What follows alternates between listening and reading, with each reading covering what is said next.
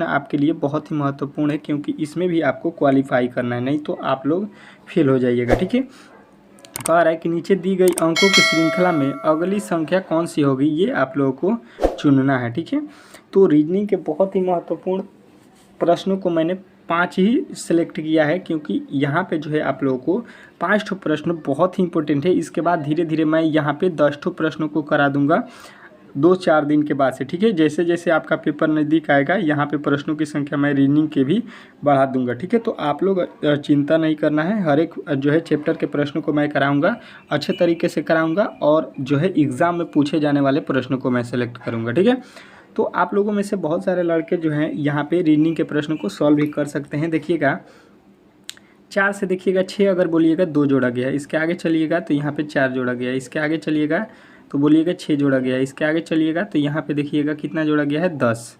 अब जो है लॉजिक आपको समझ में आ रहा है, यहाँ पे हुआ है 4, यहाँ पे 6, यहाँ पे 10, कोई भी लॉजिक हमको समझ में नहीं आया। ठीक है, अच्छा जी, इसके आगे यहाँ पे चलेंगे और देखेंगे दूसरा लॉजिक। ठीक है, दूसरा लॉजिक क्या हो सकता है, यहाँ पे 6 और 4 को जोड़ देते हैं। ठीक है, 6 और पहला और दूसरा को जोड़ेंगे तो ये वाला वैल्यू 10 मिल गया। ठीक है, अब देखिए 6 और 10 को जोड़ेंगे तो ये वाला वैल्यू आपको मिल जाएगा। ठीक है, अब 10 और 16 को जोड़ेंगे तो आपका मिल जाएगा कौन सा, ये वाला वैल्यू 26।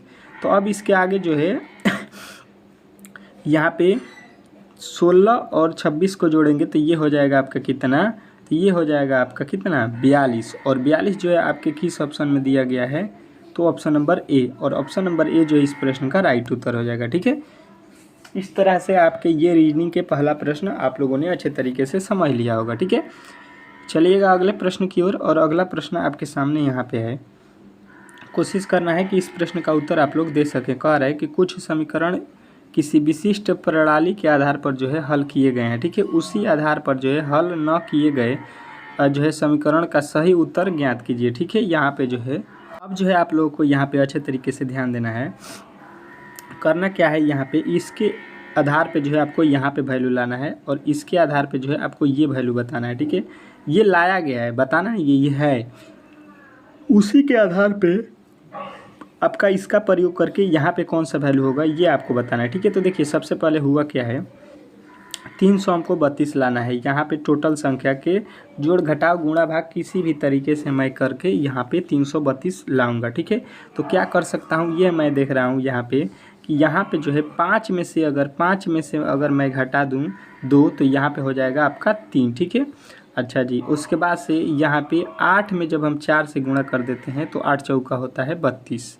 अब जो है लॉजिक आपको समझ में आ गया होगा, पहला वाला में से घटा लीजिए, यहाँ पे 7 में से 2 जाएगा 5, और यहाँ पे जो बचे हुए हैं उसके गुणा कर दीजिए, 9 × 5 = 45। ठीक है, वही काम आपको यहाँ पे भी करना है, पहला वाला में से घटा लीजिए, दूसरा वाले को यहाँ पे हो जाएगा 3, और इस वाले को गुणा कर दीजिए, 4 × 3 = 12, और 300 जो है 12 आपके किस ऑप्शन में दिया गया है, तो ऑप्शन नंबर बी में। तो बी जो है इस प्रश्न का राइट उत्तर हो जाएगा, किसी प्रकार के इसमें आप लोगों को डाउट नहीं होना चाहिए। ठीक है, चलेंगे अगले प्रश्न की ओर, और अगला प्रश्न आपके सामने है। ठीक है, क्या बोल रहा है आपका अगला प्रश्न, निम्नलिखित विकल्पों में से कौन सा जो है विकल्प जो है 3 दिए गए शब्दों का जो है सार्थक क्रम दर्शाता है। ठीक है, सार्थक क्रम कौन दर्शाता है ये आपको बताना है। ठीक है, सार्थक क्रम का मतलब आप लोग समझते हैं, देखिए जैसे में लिखा है 1 2 3 4, ये सार्थक क्रम है। ठीक है, यहाँ पे ये सार्थक क्रम है, पहले 1 आता है, फिर 2, फिर 3, फिर 4, उसके बाद से 6 आता है। ठीक है,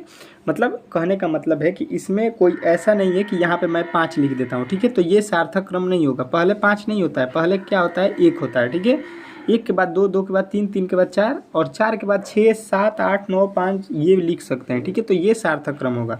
तो यहाँ पे देखिएगा ट्रिलियन दिया है, हज़ार दिया है, बिलियन दिया है, मिलियन दिया है, और 100 दिया है। ठीक है, तो देखिए सबसे पहले होता क्या है, आपको इसमें सबसे छोटा क्या है 100 के बाद से क्या होता है आपके ऑप्शन नंबर दूसरा 1000 होता है। ठीक है, 1000 के बाद से आप लोगों को क्या होता है, तो मिलियन होता है। ठीक है, आपके ऑप्शन नंबर 5वां। ठीक है, और मिलियन के बाद से देखिएगा तो आपका होता है बिलियन। ठीक है, तो ऑप्शन नंबर 3, और उसके बाद से ऑप्शन नंबर 1 सबसे लास्ट में होता है। ठीक है, तो इस तरह से आपके ऑप्शन किस ऑप्शन में दिखाई दे रहा है, तो ये जो है आप लोगों को दिखाई दे रहा होगा ऑप्शन नंबर किस में, तो ऑप्शन नंबर जो है आपके डी में। ठीक है, और ऑप्शन नंबर डी जो है इस प्रश्न का राइट उत्तर बताना था। आशा करते हैं कि आप लोगों ने इस प्रश्न को अच्छे तरीके से समझ लिया होगा। ठीक है, अब जो है आप लोगों को इस तरह के प्रश्न मिलेगा तो आप लोग अच्छे तरीके से सॉल्व कर सकते हैं। ठीक है, कह रहा है नीचे दिए गए विकल्पों में से छूटी हुई संख्या को जो है आपको बतानी है। यहाँ पे जो छूटा हुआ संख्या है उसको जो है आपको निकालना है कि क्या होने वाला है। ठीक है, तो अगर आप देखिएगा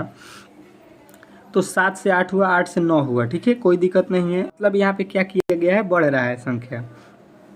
यहाँ से यहाँ अगर जाइएगा तो कितना जोड़ा गया है, तो यहाँ पे बोलिएगा कि यहाँ पे जोड़ा गया है आपका कितना, 16।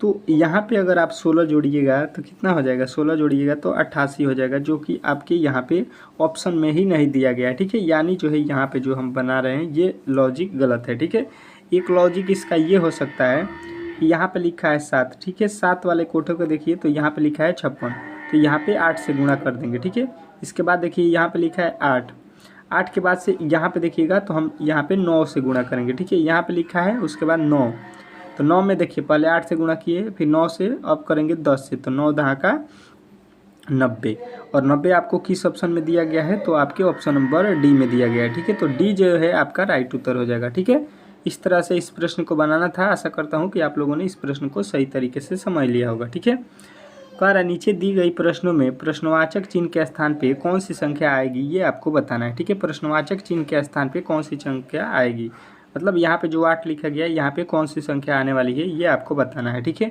तो देखिए सबसे पहले हुआ क्या है इसमें अच्छे तरीके से कि 16 लिखा है, 16 के बाद 22 लिखा है। ठीक है, तो अगर एक तरीका देखिएगा तो 16 से यहाँ पे 22 होने में कितना जोड़ेंगे, तो बोलिएगा 6। 36 में अगर 6 जोड़ते हैं तो 36 और 6 होता है 42, और 42 आपके कहीं पे भी ऑप्शन में नहीं दिया गया। मतलब ये वाला लॉजिक से तो हमने इस प्रश्न को नहीं बनाना है। ठीक है, ये लॉजिक से एग्जामिनर जो है आपके प्रश्न को सिलेक्ट, इस तरह से इस प्रश्न को नहीं बनाना है। दूसरा लॉजिक की तरफ हम लोग चलेंगे और दूसरे लॉजिक को यहाँ पे सोचेंगे। यहाँ पे लिखा है क्या, यहाँ पे लिखा है आपके 16, तो 16 को क्या लिखते हैं, 4 का स्क्वायर। ठीक है, और अपने मन से 4 का स्क्वायर और 4 जोड़ देंगे, तो 16, 4 चौका 16, 16 4 20 हो गया, और फिर अपने मन से 2 जोड़ देंगे। ठीक है, मतलब जिसका स्क्वायर करेंगे उस संख्या को जोड़ेंगे। ठीक है, तो यहाँ पे हो गया आपका 22। ठीक है, अब देखिए वही काम यहाँ पे करना है। 36 किसका स्क्वायर होता है, 2 का, फिर 36 होता है 6 का, सॉरी, और फिर यहाँ पे 6 है तो 6 जोड़ देंगे और प्लस का अपने मन से 2 जोड़ देंगे, तो 6 का 36 और 6 42 और 2 जोड़िएगा तो ये हो जाएगा आपका 44। ठीक है, और 44 आपके किस ऑप्शन में दिया गया था, तो ऑप्शन नंबर बी में दिया गया था। ठीक है, तो बी जो है इस प्रश्न का राइट उत्तर हो जाएगा। ठीक है,